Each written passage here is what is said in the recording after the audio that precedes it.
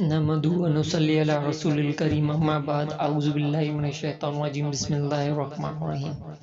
حدیث نبوی ہے وضو کے بارے میں ایک مرتبہ ابو ہریرہ رضی اللہ تعالیٰ عنہ کے ساتھ مسجد کی چھت پر چڑھا تو آپ نے وضو کیا اور کہا کہ میں نے رسول کریم صلی اللہ علیہ وسلم سے سنا تھا کہ آپ صلی اللہ علیہ وسلم فرما رہے تھے کہ میری امت کے لوگ وضو کی نشانات کی وجہ سے قیامت کے دن سفید پیشانی اور سفید ہاتھ پاؤں والوں کی شکل میں بلائے جائیں گے، تو آپ میں سے جو کوئی بھی چمک بڑھانا چاہتا ہے تو وہ بڑھا لے، یعنی وضو اچھے طریقے سے کر لے۔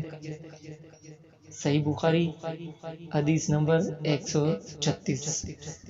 لائک کریں، شیئر کریں، جتنا ہو سکے اس حدیث کو پھیلائیں، خود بھی سنیں، دوسروں کو بھی سنائیں۔ السلام علیکم ورحمۃ اللہ وبرکاتہ۔